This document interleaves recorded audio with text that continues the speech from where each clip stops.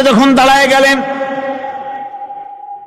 আমির দাঁড়ালো, ফকির দাঁড়ালো, মন্ত্রী দাঁড়ালো, তার ড্রাইভারও দাঁড়ায় গেল, একই কাতারে দাঁড়ায় গেছে। নামাজ পড়তে গিয়ে ড্রাইভারের পাও গিয়ে লেগেছে মন্ত্রীর গায়ে। নামাজ শেষ হওয়ার পর মন্ত্রীর বাবার ক্ষমতা নাই এ কথা বলার যে বেটা ড্রাইভার সলিমদ্দি, তোর পাও লেগেছে আমার পায়ে, তোর চাকরি শুদ্ধা দোজকে পাঠায় দেব। পারবে বলতে?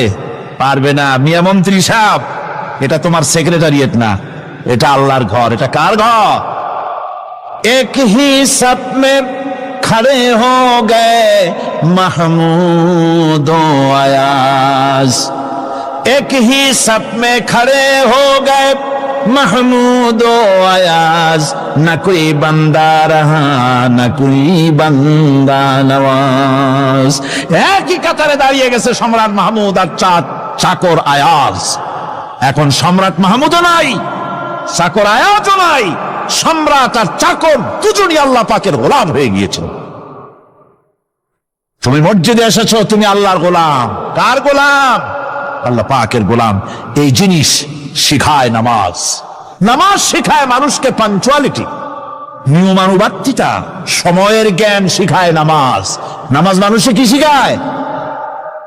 আল্লাহ রাব্বুল আলামিন বলছেন, ইন্নাস সালাতা কানাত আলাল মুমিনিনা কিতাবাম মাওকুতা। নিঃসন্দেহে নামাজ মোমেনদের নিয়মানুবর্তিতার সাথে ফরজ করা হয়েছে, তাদের উপরে নিয়মানুবর্তিতার উপরেই, সময়ের উপরে নামাজকে ফরজ করা হয়েছে। আপনার আন্দাজ মতো আপনি পড়তে পারবেন না, সময় মতো পড়তে হবে, আল্লাহ ওয়াক্তে পড়তে হবে। আমার দেশের মসজিদগুলিতে ফজরের নামাজ পড়া হয় এমন সময় পূর্ব দিক ফর্সা হয়ে যায়। ইমাম সাহেব যদি ভুল করেন, নামাজ যদি দোহরাতে যান, তাহলে সূর্য উদয় হয়ে যাবে, এমন অবস্থা। নামাজ এত দেরিতে পড়া হয়। প্রত্যেক ওয়াক্তের নামাজ আউয়াল ওয়াক্তে পড়ার জন্য রাসূল সাল্লাল্লাহু আলাইহি ওয়াসাল্লাম তাগিদ করেছেন। সময়ের দিকে লক্ষ্য রাখতে বলা হয়েছে। যেই জাতির, লক্ষ্য করুন, যে জাতির দৈনিক 5 বার টাইমলি, অক্ত মতো, সময় মতো নামাজ আদায় করতে হয়, দুর্ভাগ্যজনক সত্য, সেই জাতির কাছে সময়ের কোনো দাম নাই। সময়ের দাম নেই। 9টার গাড়ি কয়টায় আসবে? 9টার গাড়ি কয়টায় আসবে? একদিন দেখা গেল সত্যি 9টার সময় এসে গেছে। যাত্রীরা বলছে মাশাআল্লাহ, অন্তত একটা দিন তো 9টার সময় আসলো।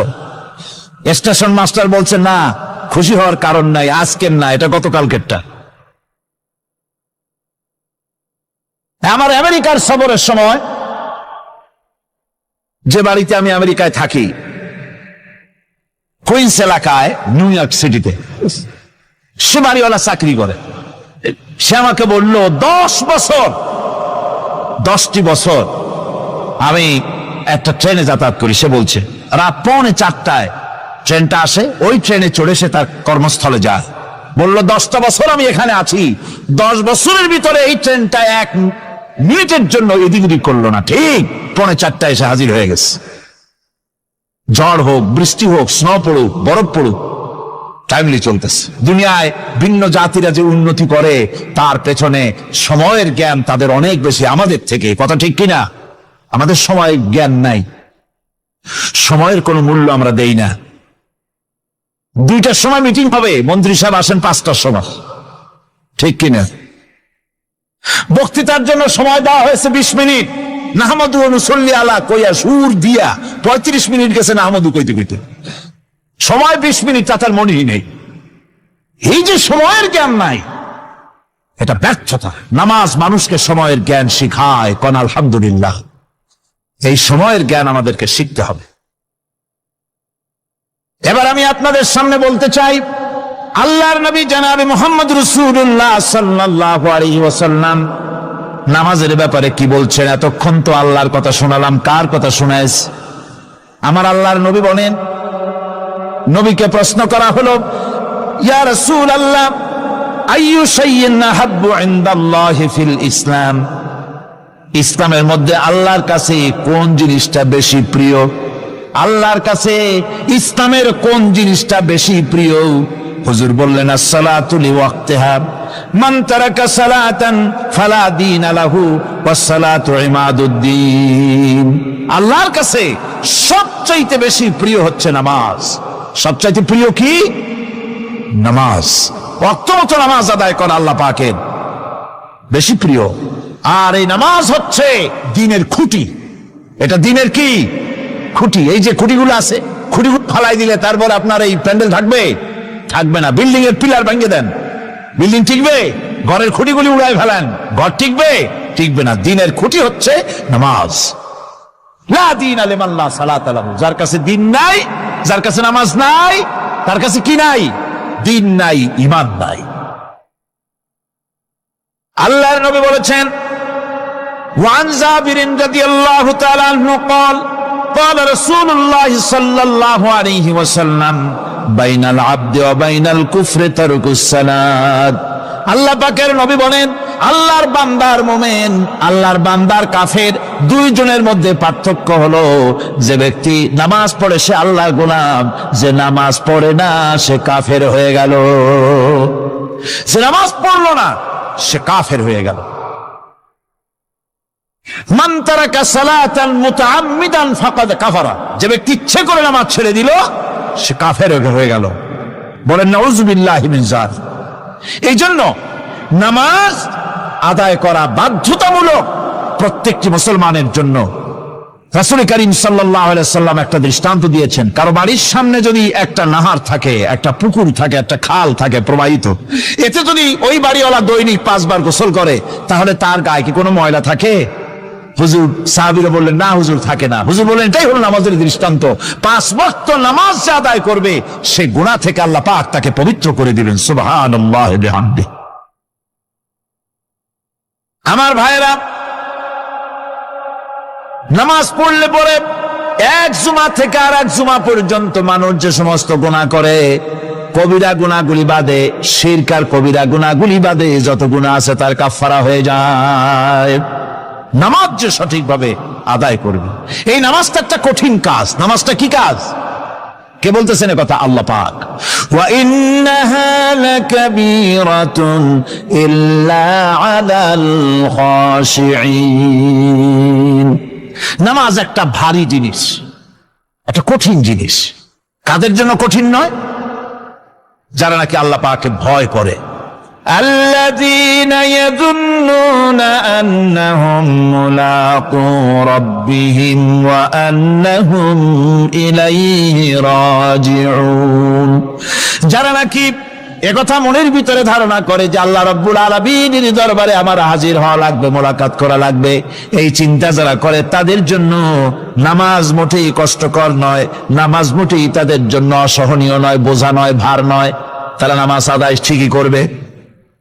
এই জন্যে বিবি বাল বাচ্চা সকলকে নামাজের জন্য তাগিদ করতে হবে। যত ভাই এখানে এসেছেন নিজেরা পড়বেন, বিবি বাল বাচ্চাকে তাকিদ করবেন। আল্লাহ পাক বলছেন, ওয়া আনজির আশীরাতাকাল আকরাবিন। তোমার নিকটবর্তী যারা আছে তাদেরকে তুমি আল্লাহর ভয় দেখাও। নামাজের জন্য তাদেরকে বলো আল্লাহর ভয় তাদের অন্তঃকরণের মধ্যে সৃষ্টি করে দাও। আর এই নামাজ পড়তে হবে জামাতের সাথে। নামাজ পড়তে হবে কিছুর সাথে? জামাতের সাথে। রাসূল করিম সাল্লাল্লাহু আলাইহি ওয়াসাল্লাম বলছেন, হুজুরের কাছে, আল্লাহর নবীর কাছে, হযরতে আবু হুরায়রা রাদিয়াল্লাহু তাআলা আনহু হাদিসটি বর্ণনা করেছেন। হুজুরের কাছে একজন অন্ধ লোক এলো। সেই অন্ধ লোক এসে বললেন, হুজুর আমি তো চোখে দেখি না, জামাতের যে গুরুত্বের কথা আপনি বললেন, আমাকে কি রুখসত দেওয়া যায় নাকি? আমি অনেক সময় সাথী সঙ্গী পাই না, আমাকে কি রুখসত দেওয়া যায় নাকি? হুজুর বললেন, হ্যাঁ তোমাকে রুখসত দেওয়া গেল। অন্ধ যখন হেঁটে যাচ্ছিলেন নবীজি তাকে আবার ডাকলেন, ডেকে জিজ্ঞেস করলেন, অন্ধ নামাজের মসজিদের আজান কি তোমার কানে যায়? বলে হ্যাঁ আমি আজান শুনি। হুজুর বললেন, আজানের জবাব দিবা, মসজিদে এসে জামাতে নামাজ পড়বা। একজন অন্ধকে রুখসত দেওয়া হয় নাই। মসজিদে আজান শোনার পর ঘরে বসে যদি নামাজ আদায় করেন নামাজের হক আদায় হবে না। হুজুর সাল্লাল্লাহু আলাইহি ওয়াসাল্লাম বলেছেন, মসজিদে আজান হওয়ার পর যে ব্যক্তি ঘরে বসে নামাজ পড়ে, আমার ইচ্ছা হয় ঘরটা আগুন দিয়ে জ্বালায় দেই। কে বলতেছেন? فاعلون والذين هم لفروجهم حافظون নিশ্চিতভাবে সেই সব মুমিন কল্যাণ লাভ করবে নিশ্চিতভাবে যারা তারা হচ্ছে ওই সব লোক যারা নিজেদের নামাজ ভীতি মিশ্রিত বিনয় ভাবে ভীতি মিশ্রিত অবস্থায় বিনয়ের সাথে যারা নামাজ আদায় করে, যারা বেহুদা কাজ থেকে বিরত থাকে, যারা যাকাতের পন্থায় কর্মতৎপর হয়, আর যারা নিজের লজ্জাস্থানকে হেফাজত করে। এরপরে আল্লাহ পাক বলেন ওয়াল্লাযীনা হুম লিআমানাতিহিম ওয়া আহদিহিম রাউন ওয়াল্লাযীনা আলা সালাওয়াতিহিম ইউহাফিজুন ওয়াল্লাযীনা আলা সালাতিহিম হাফিজুন। আর যারা তাদের আমানতকে পূর্ণ করে, আমানত এবং তাদের ওয়াদা চুক্তি পূর্ণ করে, এবং যারা নিজেদের নামাজ সমূহকে পূর্ণভাবে হক আদায় করে নামাজ পড়ে, নামাজের যারা হেফাজত করে, এরা কারা? এরা হচ্ছে উলাইকা হুমুল ওয়ারিসুন আল্লাযীনা ইয়ারিসুনাল ফিরদাউসা হুম ফিহা খালিদুন। এরা হচ্ছে সেই সব লোক, এরা উত্তরাধিকার হচ্ছে জান্নাতের উত্তরাধিকার, জান্নাতুল ফিরদাউসে আল্লাহ রাব্বুল আলামিন এই গুণ বিশিষ্ট লোকদের জন্য জায়গা করে দিবেন। জোরে কোন সুবহানাল্লাহ। নামাজকে পড়তে বলা হয়নি, কোরআন শরীফে বলা হয়েছে নামাজ কায়েম করো। কি বলা হয়েছে কম তো দেখি? নামাজ কায়েম করো, নামাজ পড়ো। এই কথা কিন্তু কোরআন শরীফে কোনো জায়গায় আছে নাকি? এখন কায়েম করা কারে বলে? একটা গুরুত্বপূর্ণ আরেকটি বিষয়, নামাজ কায়েম করতে বলা হয়েছে। কায়েম কি? কায়েমটা হচ্ছে দৃষ্টান্ত স্বরূপ বলা যায় যে জিনিসটা সমাজে প্রতিষ্ঠিত আছে ওইটারে বলে কায়েম হওয়া, আর যেটা প্রতিষ্ঠিত নাই ওটা কায়েম নাই। কায়েম মানে হলো প্রতিষ্ঠিত থাকা। যেমন আমাদের দেশে, আমাদের সমাজে নারী পুরুষ শিশু বৃদ্ধ সকলেই কাপড় পরা, শাড়ি পরা, লুঙ্গি পরা, এই কাপড় পরাটা কায়েম আছে, প্রতিষ্ঠিত আছে না নাই? যার কারণে কাপড় পরা সমাজে কায়েম আছে বলে উলঙ্গ মানুষ সমাজে খুঁজে পাওয়া যায় না, পাগল ছাড়া। ঠিক কিনা? একটা বাচ্চাকেও যদি উলঙ্গ হতে বলেন এখানে, 5 বছর 6 বছরের একটা বাচ্চাকেও, সে কিন্তু রাজি হবে না। ঠিক কিনা? যেহেতু কাপড় পরা সমাজে প্রতিষ্ঠিত আছে সেহেতু উলঙ্গ মানুষ পাওয়া যায় না, কাপড় পরাটাই এখানে প্রতিষ্ঠিত। সুতরাং এখন অবস্থাটা এই হয়েছে, কাপড় পরা প্রতিষ্ঠিত আছে বলে কোন উলঙ্গ মানুষ এসে যদি এই মঞ্চে দাঁড়ায় আর বলে আমাকে একটু বক্তৃতা করতে দেন, আপনারা কি করবেন? মঞ্চে তো উঠতেই দিবেন না। উলঙ্গ মানুষ যদি কোনো চাকরি নিতে যায় ইন্টারভিউতে, তাকে লাইনে দাঁড়াইতে দেবে? দেবে না। এমন কি উলঙ্গ হয়ে যদি বাড়িতে প্রবেশ করে তার বউ দূর দূর করে তাড়ায় দেবে। ঠিক কিনা? যেহেতু সমাজের ভিতরে কাপড় প্রতিষ্ঠিত আছে সেই জন্য এই উলঙ্গ মানুষ পাওয়া যায় না। অনুরূপ ভাবে নামাজ যদি প্রতিষ্ঠিত হতো সমাজের ভিতরে, তাহলে বেনামাজি খুঁজে পাওয়া যেত না। চাকরি করতে গেলে সেখানে নামাজ মানদণ্ড হয়ে যেত, নামাজ পড়ে কিনা তা দেখে নেওয়া হতো। বেনামাজি লোক পাওয়াই যেত না যদি প্রতিষ্ঠিত থাকতো। প্রথম প্রশ্নই হতো তুমি নামাজ পড়ো কিনা। ইলেকশনে যদি একজন উলঙ্গ মানুষ এসে দাঁড়ায়, ভাইরা এবার আমার বোতল মার্কা বাক্স, উলঙ্গ মানুষ এসে ভোটে দাঁড়াইছে, আপনারা ভোট দিবেন? দিবেন। ওইটা কাপড় প্রতিষ্ঠিত আছে বলে, লুঙ্গি প্রতিষ্ঠিত সমাজে আছে বলে উলঙ্গ মানুষকে আপনি ভোট দিবেন না। নামাজ যদি প্রতিষ্ঠিত থাকতো সমাজে, বেনামাজি মানুষ যদি এসে মঞ্চে দাঁড়ায়া যতই বলতো আমি ক্ষমতায় গেলে এই করব সেই করব, নামাজ প্রতিষ্ঠিত থাকলে পরে বেনামাজিরে কেউ ভোট দিত না। নামাজ যদি প্রতিষ্ঠিত থাকতো তাহলে অফিসের অফিসার তো দূরের কথা, বেনামাজি অফিসের ঝাড়ুদারের চাকরিও তার কিসমতে যুক্ত না। যদি নামাজ প্রতিষ্ঠিত থাকতো। এর নাম হলো নামাজ কায়েম হওয়া। নামাজ কায়েম থাকলে এই অবস্থার সৃষ্টি হতো। এই জন্য আল্লাহ পাক বলেছেন নামাজকে কায়েম করতে হবে। নামাজ হবে সব ভালো কাজের মানদণ্ড। সমস্ত ভালো কাজের মানদণ্ড কি? নামাজ। নামাজ আমাদেরকে বড় রকমের শিক্ষা দেয়। কি শিক্ষা দেয়? নামাজ আমাদের শিখায় ঐক্য আর ভ্রাতৃত্ব। ভ্রাতৃত্বের আর ঐক্যের শিক্ষা দেয়। এক নেতার আনুগত্য করা শিখায়। জামাত যত বড় হোক, ইমাম হবে কয়জন? একজন ইমাম হবে। আর এই ইমাম মানে কি? নেতা। ইমাম মানে কি? নেতা নির্বাচন শিখায় নামাজে। নেতা নির্বাচন কে শিখায়? নামাজ শিখায়। বোঝেন খুব ভালো করে। কিভাবে? মনে করুন চট্টগ্রাম শাহী মসজিদে ইমাম প্রয়োজন। এখন সেই ইমাম নেওয়ার জন্য ইন্টারভিউ কল করা হলো, বিজ্ঞাপন দেওয়া হলো পত্রিকায়। অনেক আলেম আসলেন। ইন্টারভিউ বোর্ডে যারা বসলেন তারা ইন্টারভিউটা কিভাবে নেবেন? যার মাথার চুল লম্বা বেশি তার ইমামতি দেওয়া হবে, যার লুঙ্গিটা পায়ের গিরার তলে তারে দেওয়া হবে, যার মোষটা মুখের মধ্যে গিয়া ঢুকছে, হাসি দিলে বুঝাই যায় না হাসে না কান্দে, তারে দিবে। দাড়িগুলা কামাইছে তারে দেবে। সিগারেট খায় বা অবশ্য চট্টগ্রাম আর সিলেটে সিগারেটের ফতোয়া ভিন্ন রকম। বরিশালে আমি যেখানে জন্মগ্রহণ করেছি, আমার এলাকায় কোন আলেম যদি সিগারেট খায়, মসজিদের ইমাম তো ভালো, মসজিদ ঝাড়ু দিতেও ঢুকতে দেবে না মসজিদে। এটা এই এলাকার এক রকমের কায়দা। আমি এটার ব্যাপারে কথা নাই বললাম। তো আপনারা খুঁজে দেখবেন সে সিনেমা দেখে নাকি, মিথ্যা কথা বলে নাকি, বউ পর্দায় থাকে নাকি। এগুলি মাইক্রোস্কোপ যন্ত্র দিয়ে ইমামের মাথা থেকে পা পর্যন্ত দেখবেন কিনা কন? আচ্ছা এবার কন তো দেখি, এই ইমাম সাহেব ইমামতি করবে কতজন লোকের?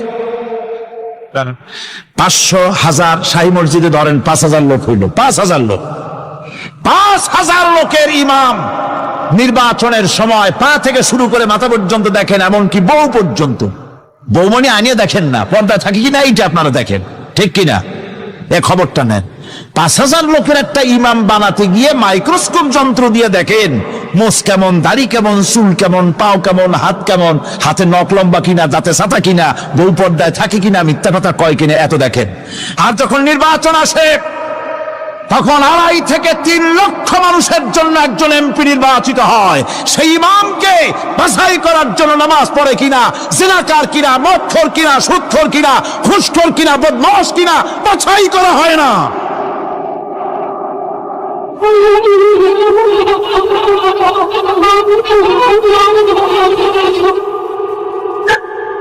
নামাজ আমাদেরকে এটা শিখায় ইমাম কেমনে বানাইতে হবে। কোন সুবহানাল্লাহ। নামাজ ঐক্য শিখায়, নামাজ ভ্রাতৃত্ব শিখায়, নামাজ পারস্পরিক মহব্বত শিখায়, নামাজ নেতা কেমন হওয়া উচিত, নেতা নির্বাচন শিখায়। আবার নেতা ভুল করলে তার ভুল বলা যাবে না, এরকম হতে পারবে না। নামাজের ভিতরে ইমাম যদি ভুল করলে আপনি লোকমা দিবেন, সুবহানাল্লাহ, আল্লাহু আকবার বলবেন। যদি তিনি সংশোধন না হলেন আবার দেন, তাতেও সংশোধন হলো আবার দেন।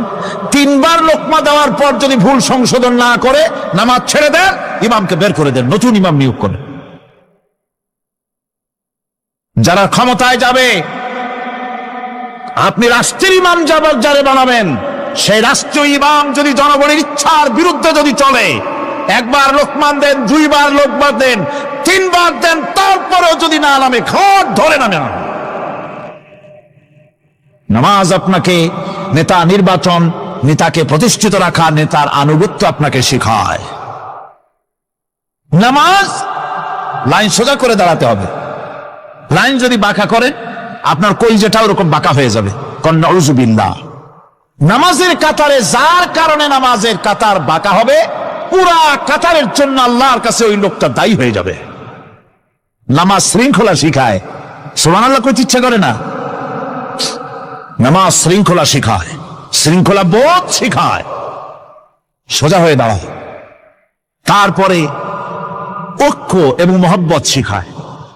নামাজের ভিতরে অশ্লীলতা, পাপাচার থেকে মানুষকে বাঁচায় কে? জোরে চিল্লায় কোন কে? নামাজ। এই নামাজ মানুষকে অন্যায় কাজ থেকে বাঁচায় দেয়। নামাজ যে মানুষকে অন্যায় কাজ থেকে বাঁচায়, কেমনে বাঁচায়?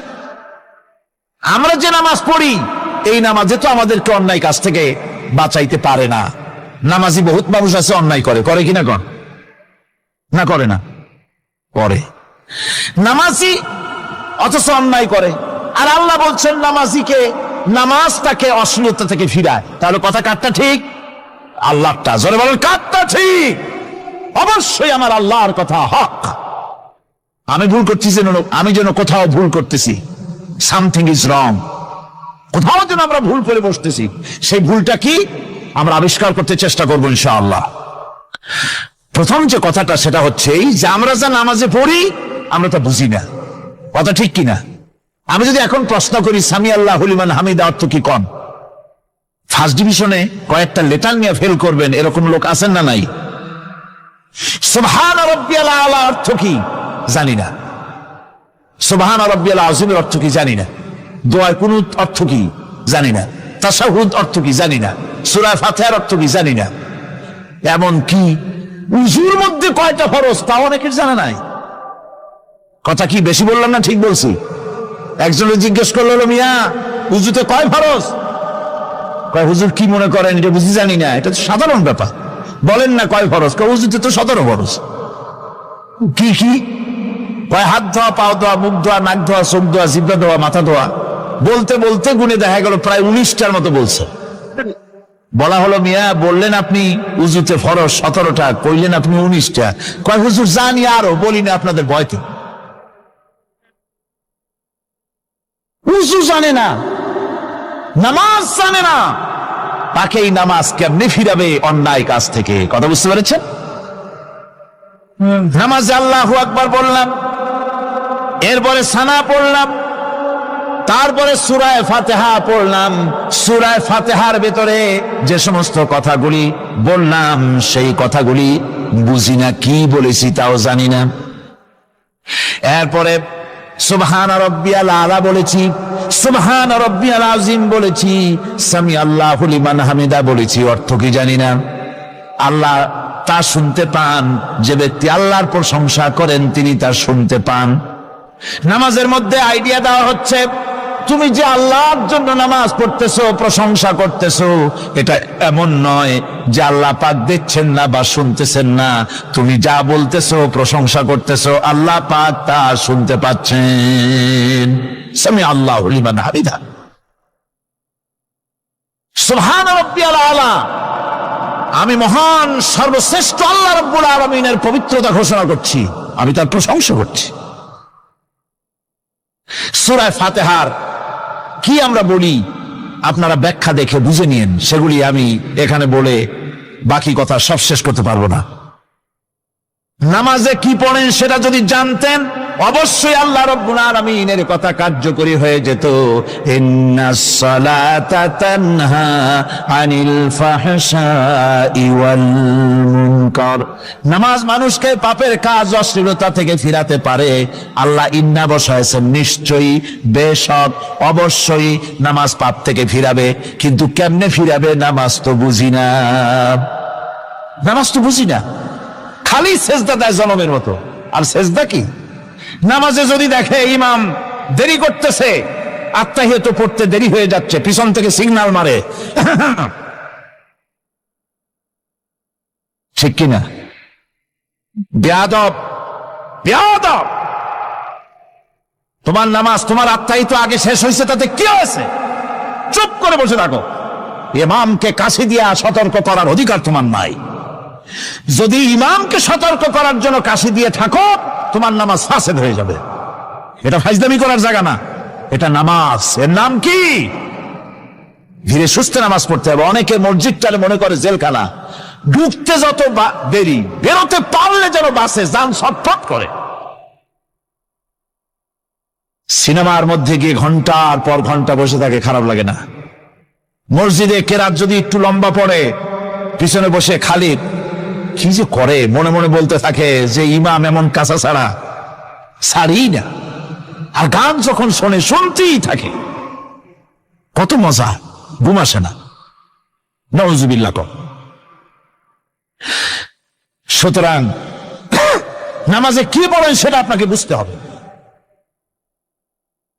সঠিকভাবে নামাজ পড়ার পরও যদি কোন মানুষের সঠিকভাবে, ভালো করে শোনেন, সঠিকভাবে নামাজ পড়ার পরেও যদি কোনো মানুষ পাপের থেকে না ফেরে, তাহলে বুঝতে হবে একথা, পানি আর সাবান দিয়া কাপড় ধুলে কাপড়ের ময়লা যাবে, কিন্তু পানি আর সাবান দিয়া কয়লা জনমের মতো ধুইলেও কয়লার ময়লা যাবে না।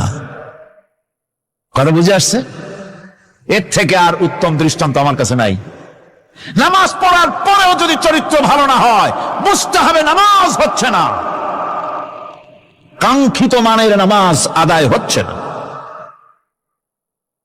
আল্লাহর নবী বলেছেন, যার নামাজ পাপ কাজ হতে ফিরাতে পারলো না, তার নামাজ নামাজি নয়। আবার শুনুন, রাসূল বলছেন, যার নামাজ তাকে পাপের কাজ থেকে ফিরাতে পারলো না, তার নামাজ নামাজ নয়, ওটি নামাজ হয় নাই, যার জন্য তার পাপ থেকে তারে ফিরাইতে পারছেন। আর কিয়ামতের দিন বেনামাজিরা সবচাইতে বেশি অপমানিত হবে। সবচাইতে বেশি অপমানিত হবে কারা? বেনামাজিরা। কিভাবে? ইয়াউমা ইউকশাফু আন সাকিন ওয়া ইউদআউনা ইলাস সুজুদি ফালা ইস্তাতিউন।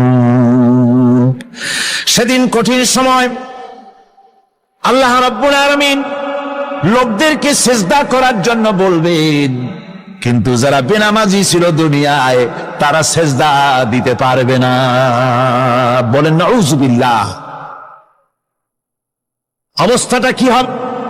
খাশিআতান আবসারুহুম তারহাকুহুম যিল্লাহ।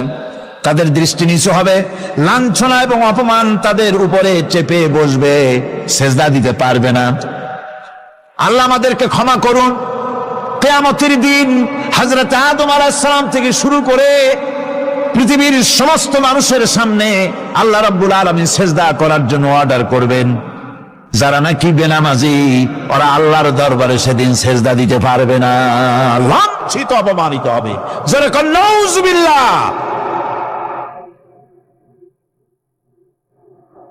নামাজ, মুমিনের নামাজ একরকম, মুনাফিকের নামাজ হলো আর এক রকম। মুনাফিকরাও নামাজ পড়ে, পড়ে কিনা কন? মুনাফিকেরাও নামাজ পড়ে। মুনাফিকরা যখন নামাজ পড়তে যায়, আল্লাহ রাব্বুল আলামিন বলতেছেন, ওয়া ইযা কামু ইলাস সালাতি কামু কুসালা।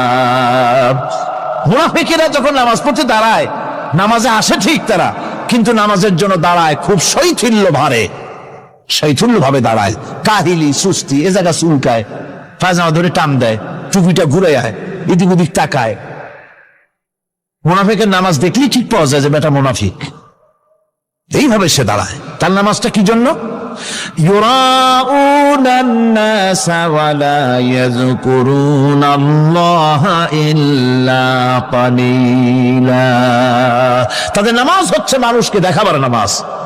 নাউযুবিল্লাহ। এখন দেখবেন এই মৌসুম আসছে, নামাজের মৌসুম, বেনামাজিদের নামাজের মৌসুম। জনসভা হচ্ছে, নির্বাচন আসতেছে, নামাজে রক্ত হয়ে গেছে, তাড়াতাড়ি আজান হয়ে গেল।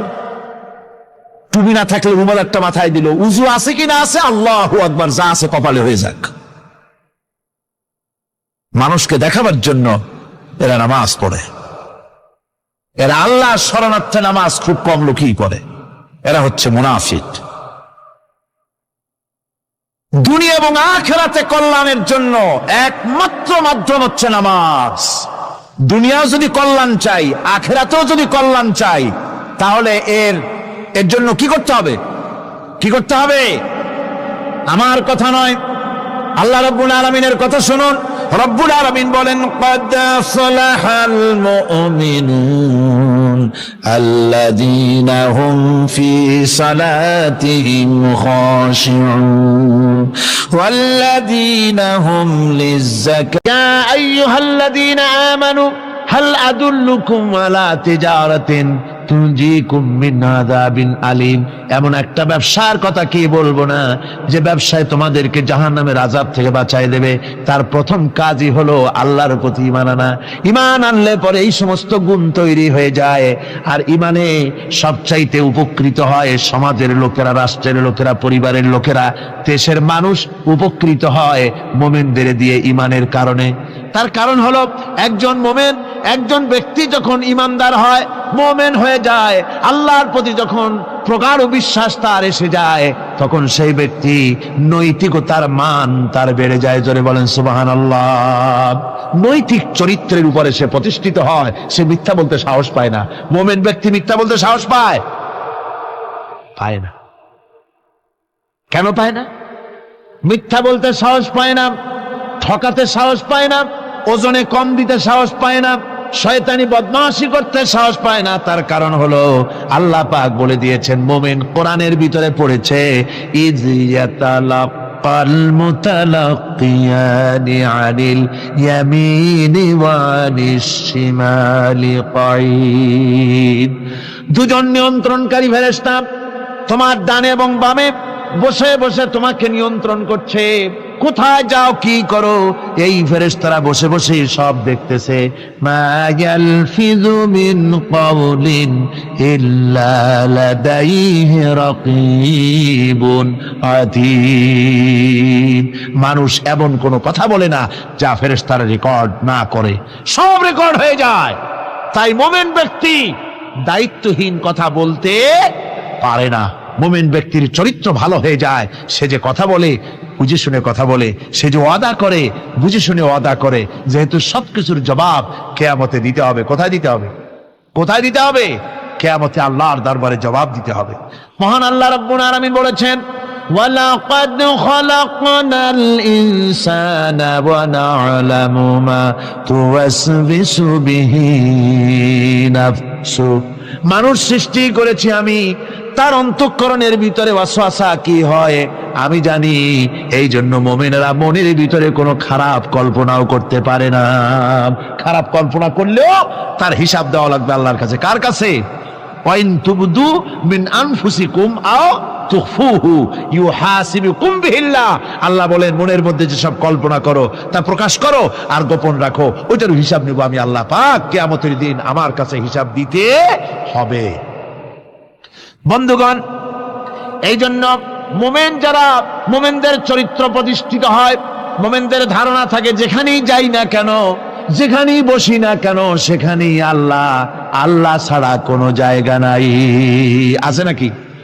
আছে।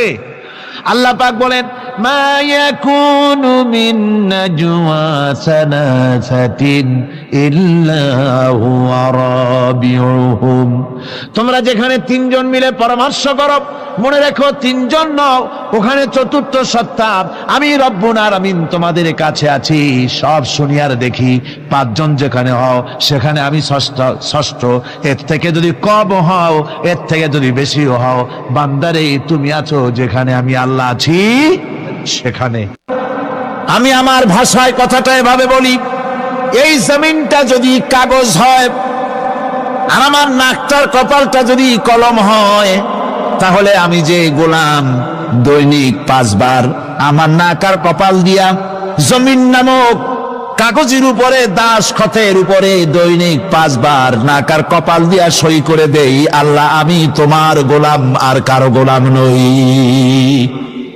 আমি একমাত্র তোমার গোলাম।